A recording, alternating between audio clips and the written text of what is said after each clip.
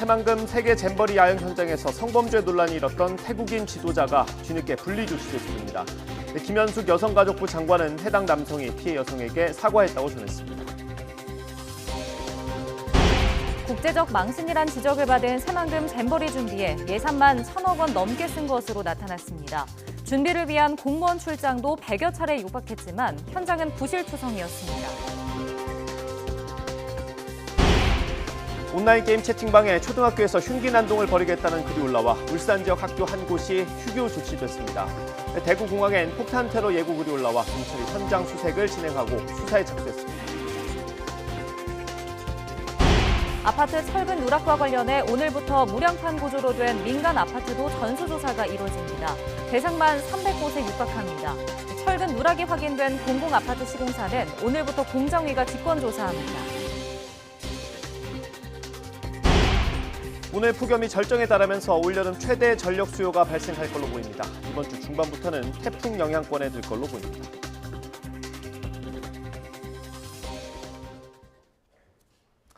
네, 오늘 낮 동안에는 폭염이 절정에 달하겠습니다. 서울을 비롯한 곳곳에서 올여름 가장 높은 기온을 기록할 전망입니다. 자세한 날씨 알아보겠습니다. 윤수빈 캐스터. 네, 상암동 야외 스튜디오에 나와 있습니다. 네, 이제 정오를 지났습니다. 갈수록 더워지는 것 같은데 어떻습니까? 네, 맑은 하늘 아래 강한 볕이 내리쬐면서 기온을 빠르게 끌어올리고 있습니다. 현재 서울 기온은 32.6도까지 올라 있고요. 습도가 높은 탓에 더 뜨겁게 느껴지고 있습니다. 앞으로 기온은 3도 정도 더 올라서 올여름 최고 기온을 경신할 것으로 보입니다. 온열 질환에 걸리지 않도록 수분 섭취를 충분히 하는 등 건강관리 잘해주시기 바랍니다. 오늘도 대체로 맑은 하늘이 함께하고 있습니다. 다만 동풍의 영향을 받는 영동지방은 약하게 비가 내리고 있는데요. 이 지역에는 내일까지 200mm가 넘는 많은 비가 내리겠고요. 경북 북부 동해안에도 5에서 60mm의 비가 예상됩니다. 또 오후에는 대기 불안정이 심해지면서 내륙 곳곳에 5에서 많게는 70mm 이상의 요란한 소나기가 지나겠습니다. 여전히 전국 대부분 지역에 폭염특보가 이어지는 가운데 오늘 낮 기온은 서울과 대전 36도, 광주는 37도까지 오르겠고요. 비가 내리는 동해안 지역은 강릉이 29도에 머무는 등 더위가 다소 주춤하겠습니다. 이번 주 중반부터는 전국이 태풍의 영향권에 들면서 강한 비바람이 우려됩니다. 피해가 발생하지 않도록 각별히 유의하시기 바랍니다. 바닷물 수위가 높아지는 대조기에 태풍 영향까지 겹쳤습니다. 당분간 동해안과 남해안, 제주도 해안에서는 너울성 파도가 높게 일겠는데요. 피서객들은 해안가 안전사고에 각별히 유의해 주셔야겠습니다. 지금까지 서울 상암동 야외 스튜디오에서 YTN 윤수빈입니다. 네, 전기 사용량도 덩달아 크게 늘겠습니다. 오늘 오후 올여름 최대 전력 수요가 발생할 걸로 보입니다. 다만 예비 전력이 10기가와트 이상 확보돼 있어 수급 상황은 안정적일 것으로 예상됩니다. 취재기자 연결합니다. 박홍구 기자. 네, 경제부입니다. 네, 전기 사용량이 얼마나 늘 것 같습니까? 예, 전력거래소는 오늘과 내일 전력 수요가 92.7기가와트까지 높아지며 올여름 최대치를 기록할 것으로 예상했습니다. 태풍 카눈이 더운 공기를 한반도로 밀어올리고 주요 산업체들이 휴가에서 복귀하면서 전력 수요가 증가한 것입니다. 최대 전력 발생 시간은 오후 5시에서 6시 사이가 될 텐데 예비 전력이 11기가와트 이상 남아있어 전력 수급에는 문제가 없을 것으로 보입니다. 현재까지 확보된 전력 공급 능력은 104기가와트로 파악됐습니다. 예비력이 5.5기가와트 아래로 떨어지면 전력 수급 경보 가운데 가장 낮은 준비 단계가 발령되는데 오늘은 여기에도 못 미친다는 게 거래소 측의 설명입니다. 지난해 여름 최대 전력 수요는 92.9기가와트였으며 2년 전 여름에는 91.1기가와트였습니다. 또 역대 최대 전력 수요는 지난해 12월 23일 94.5기가와트였습니다. 아직은 전력 수급 상황이 여유가 있지만 태풍의 진로와 그에 따른 기온과 습도 변화에 따라 전력 수요가 변할 수 있는 만큼 전력 당국은 비상체제를 유지하고 있습니다. 이창양 산업통상자원부 장관은 오늘 서울 발전본부를 찾아 예상을 벗어난 폭염이나 피크 시간대 태양광 발전 변동성 등을 살펴 수급 관리에 만전을 기해달라고 당부했습니다.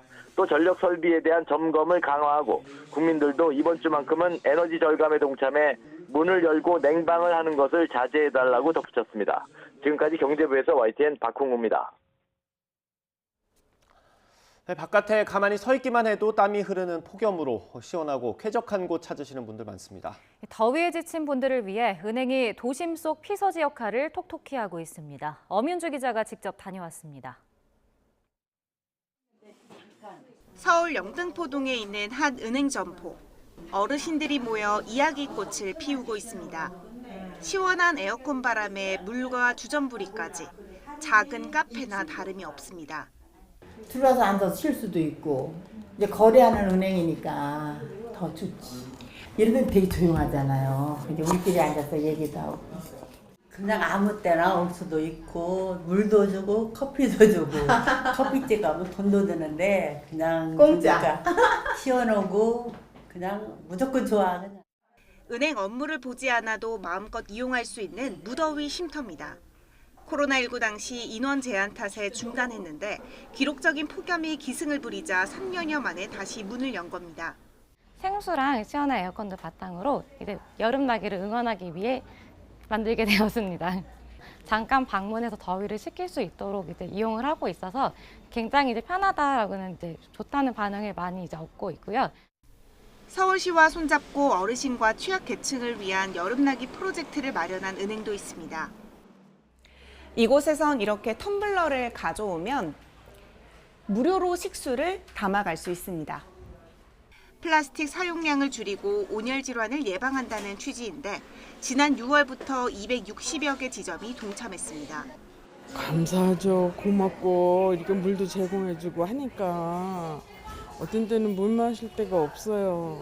목마를 때 모르고 물 안 갖고 나왔을 때 그때는 좀 내가 왜 안 갖고 왔나? 이렇다 보니 볼일이 다 끝나더라도 조금 더 쉬었다 가는 어르신도 많습니다. 시원하고 여긴 천국 들어온 심이에요. 그냥 앉았어도 뭐 좀 시원해 몸을 식혀나가 그러니까 좋습니다. 가만히만 있어도 땀이 주룩주룩 나는 요즘 같은 날씨가 한동안 이어질 전망인 가운데 정부는 모든 은행권을 대상으로 취약계층을 위한 무더기 쉼터 운영 확대를 요청했습니다. YTN 엄윤주입니다. 제6호 태풍 카눈이 이번 주 목요일 오전 경남 남해안에 상륙할 걸로 보입니다. 이후 내륙을 관통해 지난다는 예보여서 전국이 태풍의 직접 영향권에 들어 피해가 우려됩니다. 취재기자 연결해서 자세히 알아보겠습니다. 김민경 기자. 네, 김민경입니다. 네, 이 태풍이 한반도를 완전히 관통하는 겁니까? 네, 그렇습니다. 태풍이 최악의 진로를 보일 걸로 예상됩니다. 제6호 태풍 카눈은 현재 일본 오키나와 동북동쪽 약 330km 부근 해상에서 강한 세력을 유지한 채 북상하고 있는데요. 태풍은 일본 규슈 서해를 통과해 목요일인 10일 새벽에 남해에 진출하고 이어 오전 10시쯤에는 경남 통영 부근에 상륙하겠습니다. 이후에는 내륙을 관통해 강원도 화천 부근에서 북한으로 이동할 걸로 보입니다. 이 때문에 수요일 밤부터는 남해안이, 목요일에는 전국이 태풍 직접 영향권에 들어 거센 비바람이 불겠습니다. 네, 그럼 전국에 태풍특보가 내려질 가능성이 큰 겁니까? 네, 그렇습니다. 수요일 오전에는 제주도, 오후에는 남해안, 밤에는 호남과 경남, 경북 남부에 태풍특보가 발령되겠습니다. 이어 목요일은 새벽에 충청과 경북 북부, 경기 남부와 강원 남부, 오전에는 수도권과 강원도에도 태풍특보가 내려지겠습니다. 태풍특보 지역에는 초속 15m가 넘는 강풍이 불겠고요. 특히 태풍 진로의 오른쪽, 위험반원에 드는 동쪽 지역에는 초속 40m 안팎의 폭풍이 예상돼 큰 피해가 우려됩니다. 예상되는 비의 양도 강원 영동에 최고 500mm 이상, 영남 지방에는 300mm 이상이 되겠고 그 밖에 전국에도 최고 100mm의 많은 비가 내릴 걸로 예상됩니다. 해상에서는 수위가 높아지는 대조기와 태풍 내습 시간이 겹쳐 해안가 저지대 침수와 안전사고에 대한 각별한 주의가 필요합니다. 지금까지 문화생활과학부에서 YTN 김민경입니다. Based on the recent report in the media, we have reviewed the facts as presented by the victims to the Safe from Harm team, and our investigation determined that no sexual harassment has occurred. 저희도 지금 아주 경미한 것으로 보고를 받았고요. 필요한 내용이 있다면 더 파악을 해서 경찰과 함께 만약에 더 신속한 조치와 더 강력한 조치가 필요하다면 하도록 하겠습니다. 하지만 지금까지 저희 저는 잼버리 성범죄가 경미한 것으로 보고받았다고 말씀드린 적이 없고 아주 경미한 것으로 보고를 받았고요. 거기서 일어났던 일이 경미한 일이라고 보고받았다고 말씀드렸다는 것을 분명히 말씀드립니다.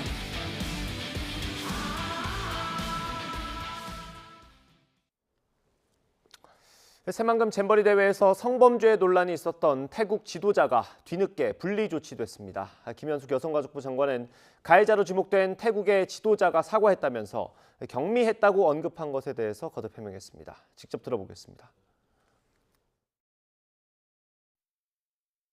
어제 장관께서는 태국 성범죄 추정 사건 관련해서 경미한 사안이라고 말씀 주셨는데 분리 조치까지 한 이유가 좀 궁금한 거예요. 추가적으로 어떤 조치가 있는 건지, 태국 대표단이 사과했다는 이야기도 있는데 맞는 건지 좀 궁금합니다.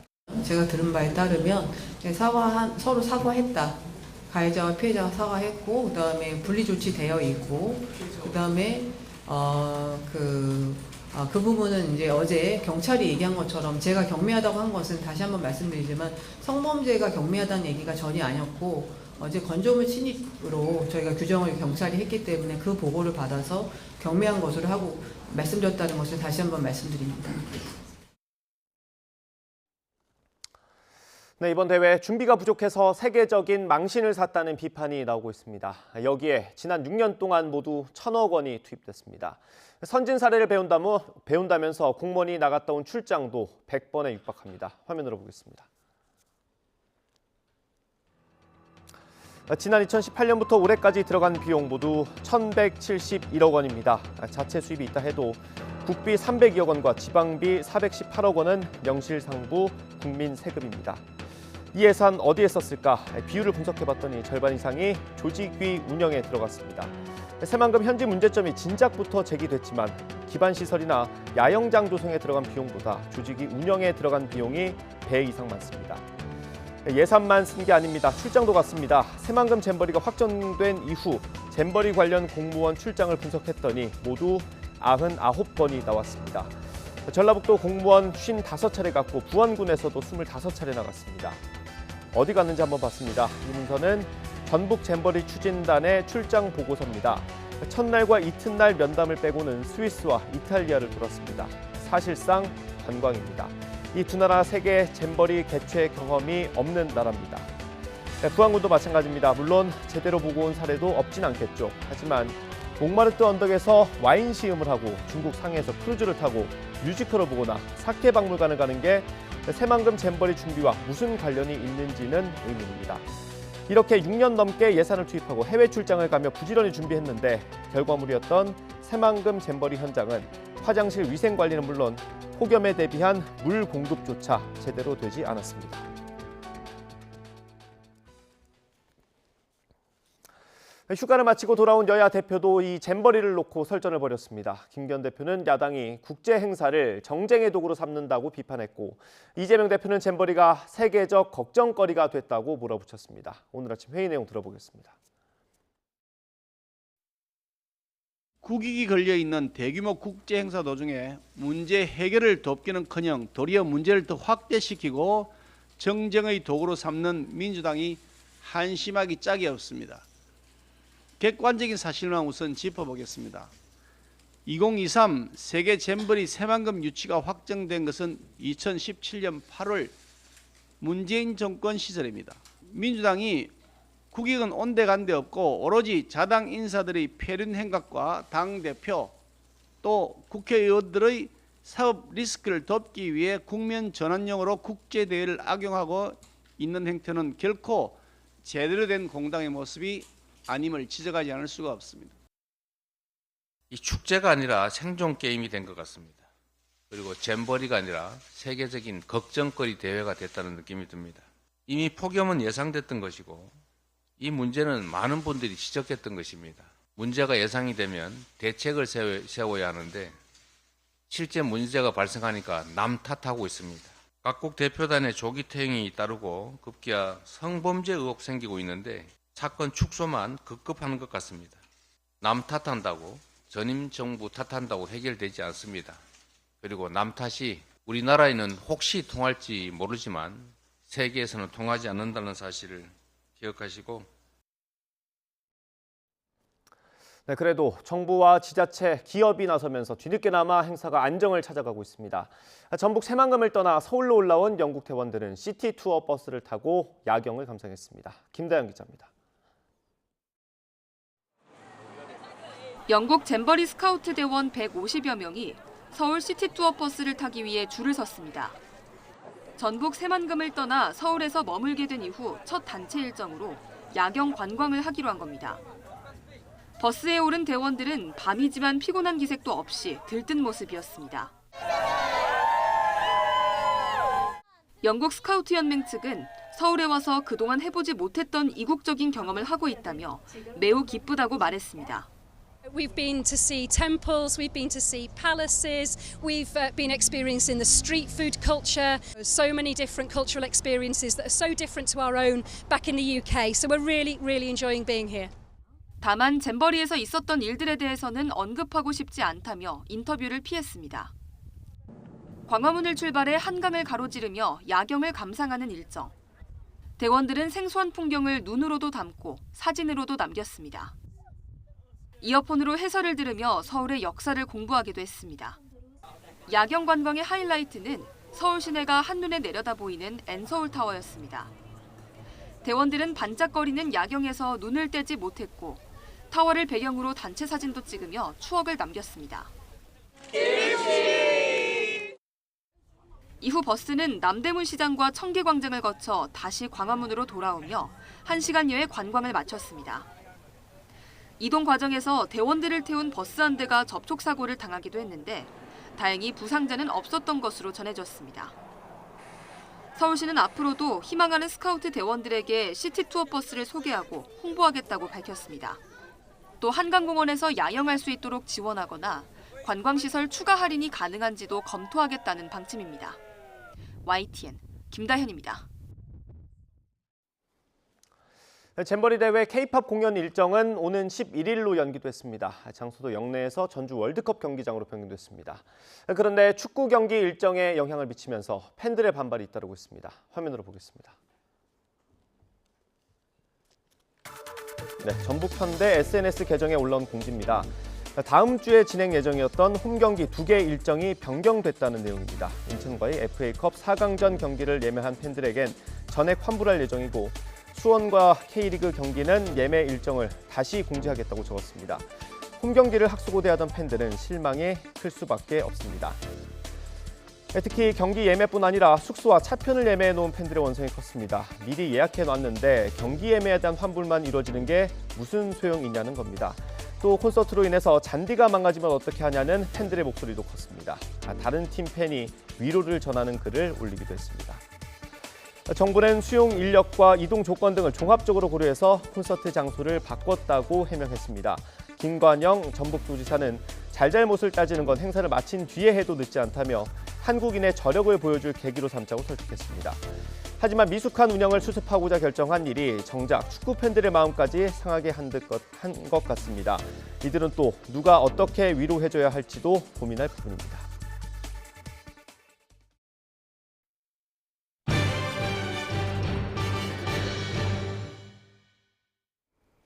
서현역에서 흉기난동을 벌인 최모 씨가 범행 전 인터넷으로 신림동 살인 사건을 비롯해 방검복, 가스총 등을 검색해본 것으로 파악됐습니다. 계획 범죄 정황이 드러났는데 경찰은 오늘 오후 신상공개 심의위원회를 열어 최 씨 얼굴과 이름을 공개할지 결정합니다. 보도에 임성호 기자입니다. 서현역 흉기난동 사건의 피의자 최모 씨의 차량에 치였던 60대 여성이 끝내 숨졌습니다. 뇌사 상태로 병원에서 치료받다가 사건 발생 사흘 만에 숨을 거둔 겁니다. 전체 피해자 14명 가운데 처음으로 사망자가 나오면서 최 씨의 혐의엔 기존의 살인 미수와 살인 예비에 살인죄까지 더해졌습니다. 최 씨가 계획적으로 범행을 준비한 정황도 드러났습니다. 경찰이 최 씨의 휴대전화 2대와 PC 1대를 포렌식하고 있는데 최 씨가 범행 전 앞서 발생한 신림동 흉기난동 사건을 검색한 사실이 확인된 겁니다.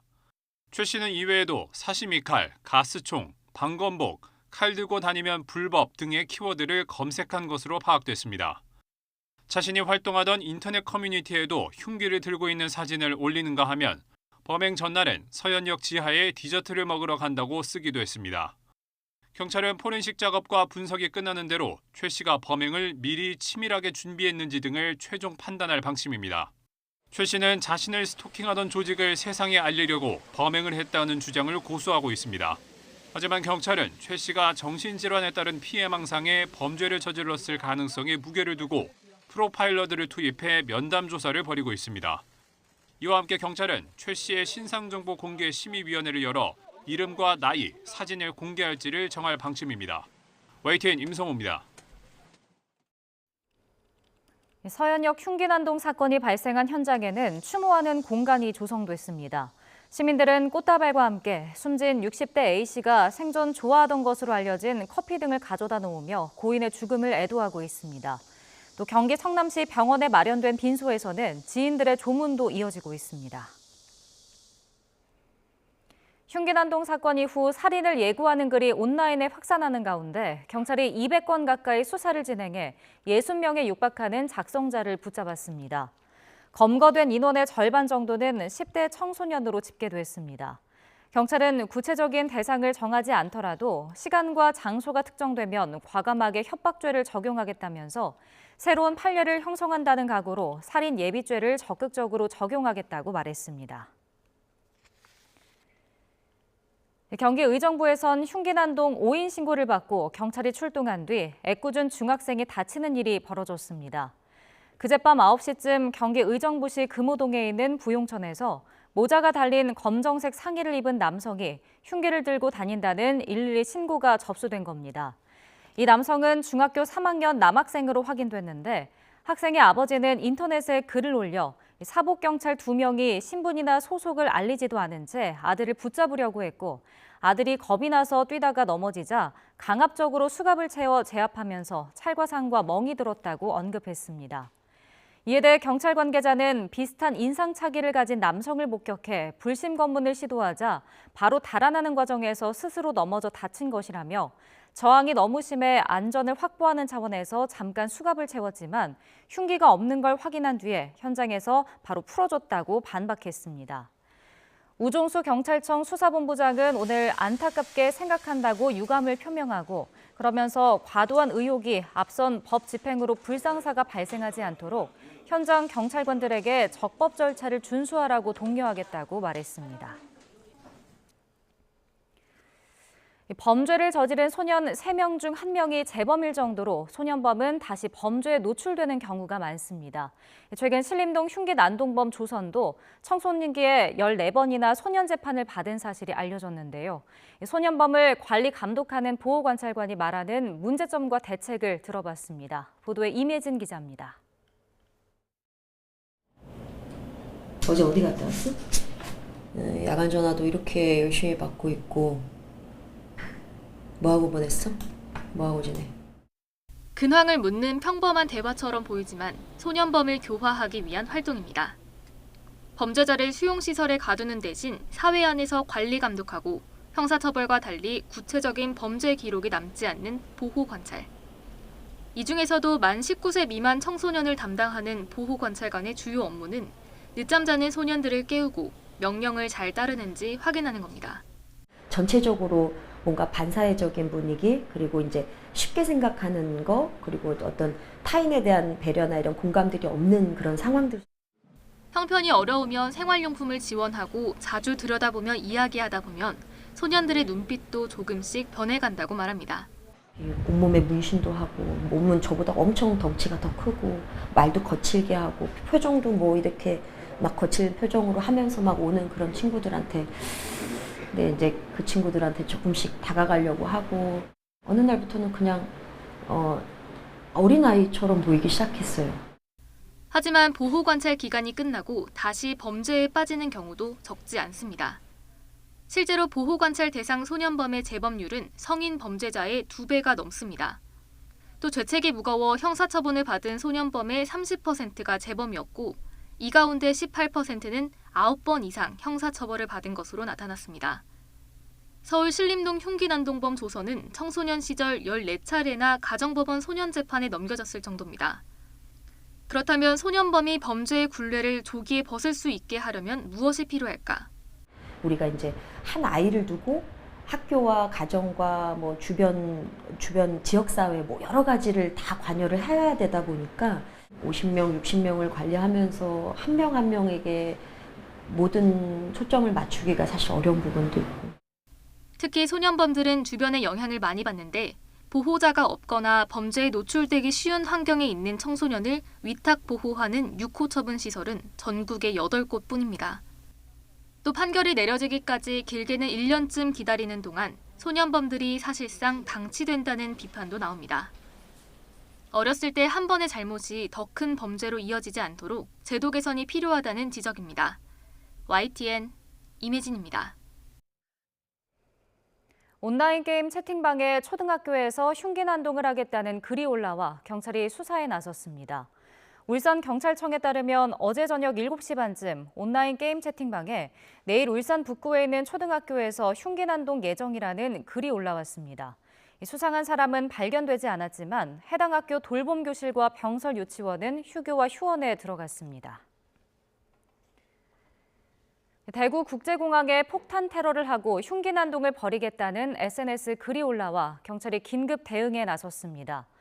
대구경찰청은 오는 9일 대구공항에서 폭탄 테러와 흉기 난동을 벌이겠다는 SNS 게시물이 올라온 사실을 확인하고 게시자를 특정하기 위해 수사에 착수했습니다. 현장에서 테러 의심 정황은 발견되지 않았지만 경찰은 글 작성자가 테러를 예고한 9일에는 공항에 경찰력을 투입해 만일의 사태에 대비할 계획입니다. 부산 김해국제공항에서도 살인과 폭탄 테러를 저지르겠다는 글이 인터넷 커뮤니티에 올라와 경찰이 수사에 나섰습니다.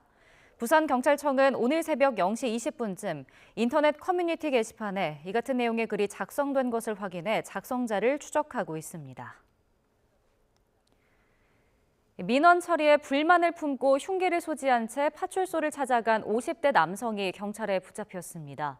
서울 중랑경찰서는 흉기를 들고 경찰 공무집행을 방해한 혐의로 50대 초반 남성 A씨를 긴급 체포했습니다. A씨는 어제 새벽 3시 10분쯤 서울 중랑구에 있는 면목본동 파출소에서 경찰관들에게 흉기를 내보이면서 유리문을 치는 등 위협하고 공무집행을 방해한 혐의를 받습니다. 아동학대 신고를 빌미로 교사를 압박하는 일이 논란이 되고 있는데 비단 학부모뿐만이 아닙니다.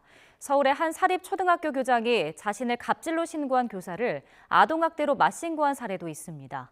해당 교사는 무혐의 처분이 나왔는데 학교장은 보복 신고가 아니었다는 입장입니다. 보도에 강민경 기자입니다. 서울에 있는 사립초등학교 교사인 A씨는 지난 2월 경찰에 아동학대 혐의로 신고됐다는 통보를 받았습니다. 신고자는 학부모가 아닌 학교장. A씨가 지난해 담임을 맡았던 6학년 학생들을 상대로 욕하고 목을 조르거나 때렸다는 게 신고 내용인데 A씨는 억울하다는 입장입니다. 화장실을 어지럽히지 말고 좀 잘 사용하자 하고 이제 얘기를 하고 잘해보자 하고 이제 어깨를 토닥였는데 학생들은 자기들을 막 헤드락을 걸었다라고 이제 막 학교장한테 가서 이제 그대로 얘기를 하고 그러면서 학교장이 연가 사용을 방해하고 조퇴하려면 임신하라는 식으로 막말했다는 신고서를 지난 1월 서울시 교육청에 냈던 게 화근이 된 것 같다고 의심합니다. 교장이 이른바 보복 신고를 했다는 겁니다. 교장이 이미 알고 있었던 사실을 왜곡해 뒤늦게 신고했다며 방학에 몇몇 학생만 불러서 A씨에 대한 부정적인 답변을 유도한 정황도 있다고 주장합니다.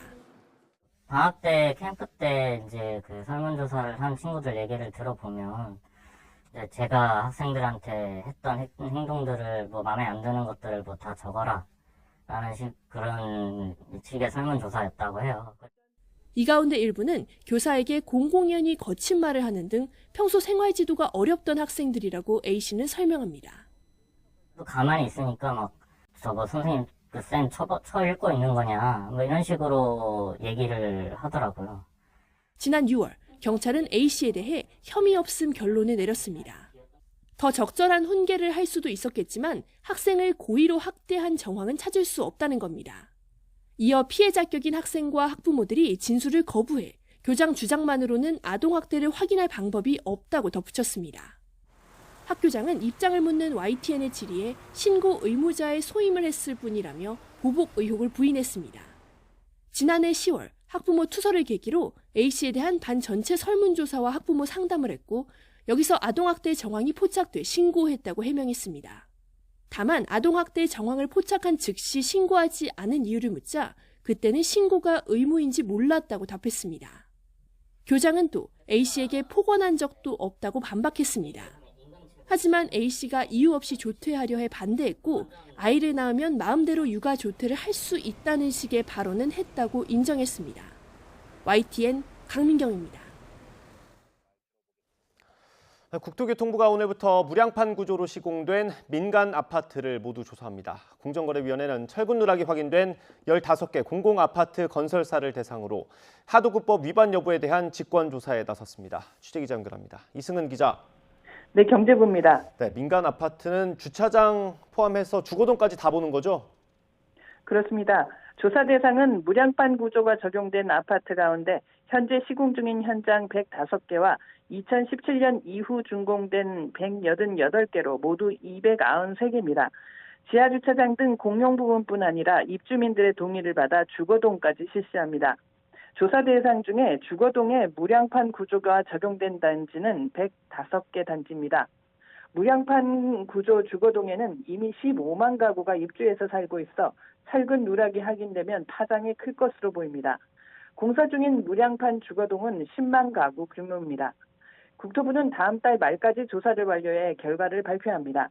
필요하다면 2017년 이전 준공단지도 조사하고 철근 누락이 발견되면 연말까지 보강 공사를 실시하는 것은 물론 법 위반 사항에 대해서는 엄중 처벌 방침입니다. 국토부는 또 무량판 구조를 특수구조 건축물에 포함시켜서 건축 전 과정에서 관리를 강화하도록 했습니다. 안전불감증과 이권 카르텔을 혁파하기 위한 종합대책도 10월에 발표할 예정입니다. 네, 공정위는 어떤 부분을 조사하는 겁니까? 네, 업계에 따르면 공정거래위원회는 오늘부터 LH가 철근 누락을 지적한 15개 아파트 단지 건설사 13곳의 하도급법 위반 여부에 대해 현장 조사에 들어갔습니다. 시공사가 하도급 업체에 공사비를 제때 혹은 제대로 주지 않았거나 추가 공사비를 받고도 제대로 주지 않아 부실 설계나 부실 시공을 초래한 것은 아닌지 들여다보고 있습니다. 공정위는 늦어도 이달 안으로 조사를 마무리할 방침으로 전해졌습니다. 이들 건설사 중에는 이전에도 하도급법 위반으로 제재를 받은 이력이 있는 곳이 있는데 하도급법 위반은 공정위 제재는 물론 벌점제 대상입니다. 5점이 넘으면 국토부 등 관련 행정기관에 입찰 참가 자격 제한을 요청할 수 있고 10점이 넘으면 영업 정지를 요청할 수 있습니다. 공정위는 또 LH가 2020년 7월 감리업체 간 담합이 의심된다며 조사를 요청한 건에 대해서도 속도를 낼 방침입니다. 지금까지 YTN 이승은입니다. 한국토지주택공사 LH가 직원들의 땅 투기 사건 이후 전관 예우를 근절하겠다며 취업 제한 대상자를 늘렸지만 지난 2년 동안 LH 전관의 취업길이 막힌 사례는 단 한 차례밖에 없었던 것으로 나타났습니다. LH가 국민의힘 박정아 의원에게 제출한 자료에 따르면 LH가 혁신안을 발표한 2021년 6월 이후 퇴직 공직자 취업 심사를 받은 21명 가운데 20명은 모두 취업이 승인됐습니다. 특히 고위직 2명은 철근 누락이 드러난 LH 아파트 감리 회사에 재취업한 걸로 나타났습니다. 지난달 아이스크림 물가 상승률이 10%를 넘어 폭염 속 소비자 부담이 커지고 있습니다. 통계청 국가통계 포털을 보면 지난달 아이스크림 물가 지수는 지난해 같은 달에 비해 10.7% 올라 전체 소비자 물가 상승률 2.3%의 4.7배가 넘었습니다.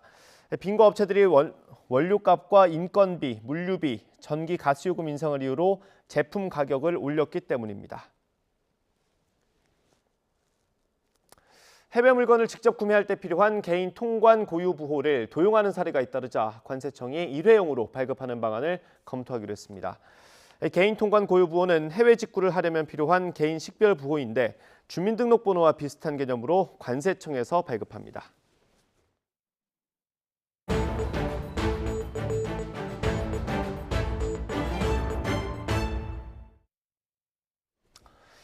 국제적인 망신을 사게 된 새만금 잼버리가 일단 민관의 전방위 지원에 안정을 찾아가고 있습니다. 조기 철수한 영국의 대표단도 관광 프로그램을 재개했지만 성범죄 논란을 둘러싼 정부 관계자들의 발언이 오히려 비판을 키우는 모양새입니다. 일정과 장소를 변경한 K-팝 콘서트 탓에 축구 경기가 취소된 것을 두고도 불만의 목소리가 높습니다. 취재기자 연결합니다. 김평정 기자. 네, 사회정책부입니다. 네, 일단 현장 상황부터 설명을 좀 해주시겠습니까? 각각 4,400명과 1,500명씩 가장 많은 인원이 왔던 영국과 미국 대표단이 조기 철수했습니다. 파행 위기에 몰리자 정부가 총력 지원에 나섰는데요. 그동안 준비가 부족했던 것을 인정하면서 폭염 대응 시설을 대폭 늘리는 데 우선순위를 뒀습니다. 공동조직위원장인 이상민 행정안전부 장관의 말 들어보겠습니다. 전반부에 상당히 어려움이 많았습니다. 저희가 준비가 부족한 것도 사실이었고요. 그로 인해서 대원들이 많이 불편했던 것도 사실입니다. 정부가 적극적으로 앞서서 참여를 해서 그러한 불편함들을 상당 부분 해소했고 그 부족한 부분 그리고 앞으로 발생한 불편한 부분에 대해서는 저희가 더 한 사람도 불편함이 없는 것을 목표로 해서 더위를 피해 쉴 수 있는 냉방버스는 기존의 2배인 260여 대까지 늘렸고 취소된 영내 프로그램 대신 전국에서 90개 관광 프로그램이 추가됐습니다. 고령 머드 축제 등 관광지와 도시 전체가 하나의 유적지인 경주 등 다양한 지역을 방문할 수 있습니다. 외국인 스카우트 대원의 반응 들어보겠습니다. It's a very good experience for now, and we have a lot to discover, and it's very good. Like at the end of the Jamboree, we're going to go to Seoul, and we're going to visit the monuments. 조기 퇴영한 영국 대표단은 서울에서 시티 투어 버스로 야경을 둘러보는 등 도시 관광을 했습니다. 퇴영을 검토했던 벨기에와 독일, 스웨덴 등 국가대표단은 잔류 결정을 내렸습니다. 상황이 많이 나아졌지만 이러한 보완책을 미리 준비하지 못하고 우려와 비판이 쏟아진 뒤에야 내놓았던 점은 아쉬운 부분입니다. 네, 그리고 또 다른 논란이 있었는데 여성 샤워장에 외국인 남성 지도자가 들어가면서 성범죄 의혹이 제기되기도 했죠. 네, 전북 스카우트 연맹이 태국인 남성 지도자가 여성 샤워장에 들어갔다가 발각됐다고 밝혔습니다. 해당 남성이 당시 신분도 속이고 샤워용품도 없었는데 조직위가 경고 조치만 했다고 반발했습니다. 이에 대해 조직위는 문화적 차이로 인해 벌어진 일이라며 성범죄는 아니라고 선을 그었습니다. 세계 잼버리는 참가 청소년의 보호를 위해서 세계연맹이 3명이 파견이 돼서 Safe from Harm 팀을 운영을 하고 있습니다. 이 팀에서 문화적 조사를 했는데 문화적 차이로 인해 태국 지도자에 대한 가벼운 조치, 경고를 취하고 사건을 종결을 했습니다. 김현숙 여성가족부 장관은 경미한 일로 보고받았다고 말했다가 소셜미디어 등에서 비판을 받았습니다. 저희도 지금 아주 경미한 것으로 보고를 받았고요. 필요한 내용이 있다면 더 파악을 해서 경찰과 함께. 여성가족부는 당시 성범죄가 아닌 건조물 침입이라고 규정된 보고를 받았기 때문이라고 설명했습니다. 경찰도 성적 목적으로 침입한 정황은 발견하기 어려웠다며 건조물 침입 등 다른 범죄 혐의가 없는지 조사한다는 방침입니다. 성범죄 논란이 일어날 만큼 샤워장 시설과 관리에 미흡한 점이 없었는지는 보완해야 할 부분입니다. 네, K-팝 공연 일정은 다 바뀌었죠? K-팝 콘서트는 원래 어제 새만금 야외 특설 무대에서 열릴 계획이었는데요. 폭염과 안전사고 우려 때문에 연기됐습니다. 오는 11일 금요일에 새만금이 아닌 전주 월드컵 경기장에서 열립니다. 박보균 문화체육부 관광부 장관 설명 들어보겠습니다. 월드컵 경기장의 수용 관중 규모는 42,000명이며 관중석 88%가 지붕이 설치되어 있습니다. 비교 후에 적정 장소라는 판단을 내렸습니다. 정상급 인기를 누리는 아이브 등 K-팝 대표 가수들이 공연할 예정이었지만 일정이 바뀌면서 출연 가수도 조정될 수 있습니다. 또 원래 홈 경기를 할 예정이던 프로축구 전북현대가 장소를 변경해야 할 처지에 놓였습니다.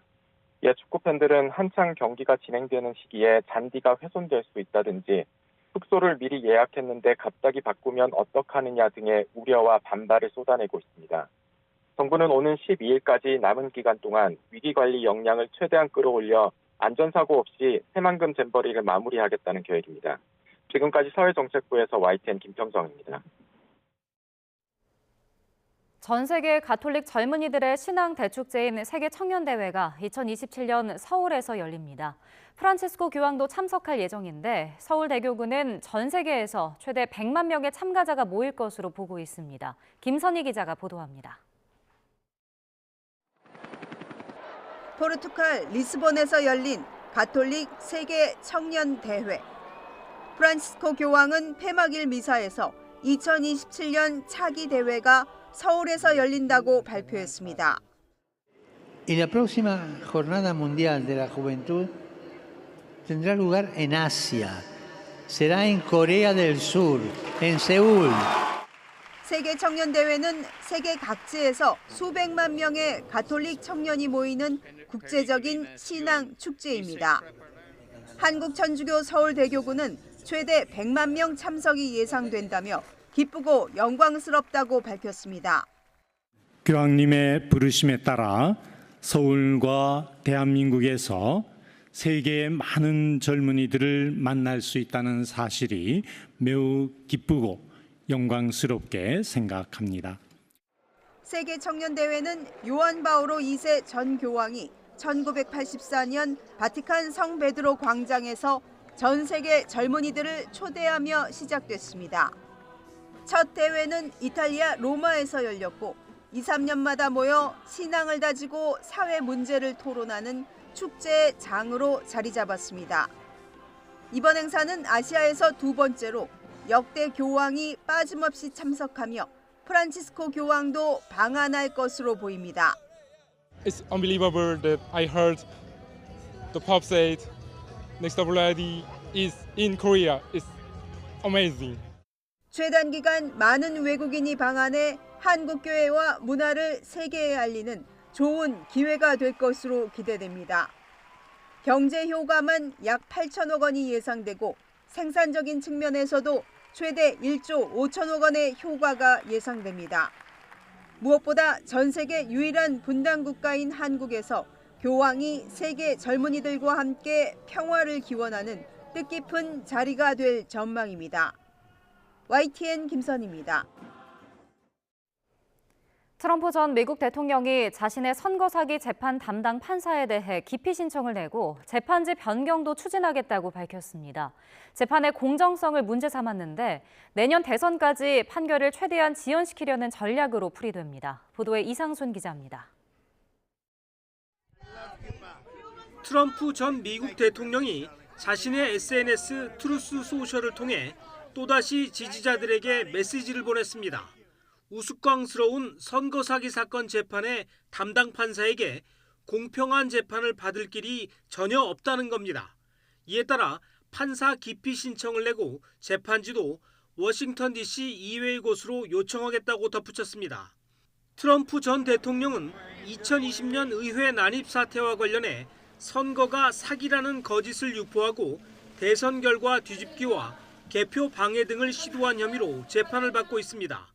이번 사건의 담당 판사 타니아 처트킨 판사는 의회 폭동 가담자에게 강력한 처벌을 내온 대표적인 트럼프 비판론자로 알려져 있습니다. 따라서 트럼프 전 대통령은 이번에도 정치적 마녀 사냥이라며 지연 작전을 벌일 것으로 전망됩니다. Every single thing that President Trump is being prosecuted for involved aspirational asks, asking state legislatures, asking state governors, asking state electoral officials to do the right thing. 미국 언론들은 트럼프 전 대통령이 내년 공화당 대통령 후보 경선에서 승리하면 현재 기소된 3건의 재판을 최소한 내년 11월 대선 이후로 미룰 수 있을 것으로 보고 있습니다. 공화당 대통령 후보 경선은 내년 1월 아이오와 코커스를 시작으로 3월에는 캘리포니아와 텍사스 등 15개 주가 동시 경선을 치르는 슈퍼 화요일 승부에서 대세가 판가름 날 전망입니다. 이런 가운데 공화당 일각에서는 트럼프 전 대통령에 대한 비판론이 거세지고 있습니다. 트럼프 행정부의 펜스 전 부통령이 재판의 핵심 증인으로 주목받고 있고 대선 후보 경쟁자인 크리스티 전 뉴저지 주지사도 트럼프 전 대통령에 대해 비판 강도를 높이고 있습니다. YTN 이상순입니다. 미국 정부가 반도체와 인공지능 등 첨단 기술과 관련한 대중국 투자 금지 제한 조치를 발표할 예정이라고 로이터 통신이 보도했습니다. 2명의 소식통은 로이터 통신에 이와 관련한 브리핑이 7일 예정돼 있고 발표는 8일 이뤄질 것이라고 전했습니다. 통신은 다만 최종 발표 시점은 또 변경될 가능성이 있다고 덧붙였습니다. 이번 조치는 중국의 반도체, AI, 양자 컴퓨팅 분야에 대한 미국의 사모펀드, 벤처캐피털, 조인트 벤처 투자가 대상입니다. 여자 탁구 에이스 신유빈이 월드 테이블 테니스 컨텐더 페루 대회 단식 정상에 올라 시즌 2승째를 따냈습니다. 신유빈은 전지희와 짝을 이룬 복식에서도 김나영, 최효주 조를 꺾고 2관왕에 올랐습니다. 신유빈 선수 소감 들어보겠습니다. 이번 리마 대회에서 2관왕을 할 수 있게 되어서 매우 기쁩니다. 같이 노력해주는 지희 언니, 종훈이 오빠, 또 코치님들까지 고맙다는 말 전하고 싶습니다. 앞으로 최선을 다해서 아시안게임에서 좋은 성적을 낼 수 있도록 열심히 노력할 테니까 많은 응원 부탁드려요. 네, 이상으로 뉴스앤이슈 마칩니다. 네, 잠시 뒤에 더 뉴스가 방송됩니다. 시청해주신 여러분 고맙습니다.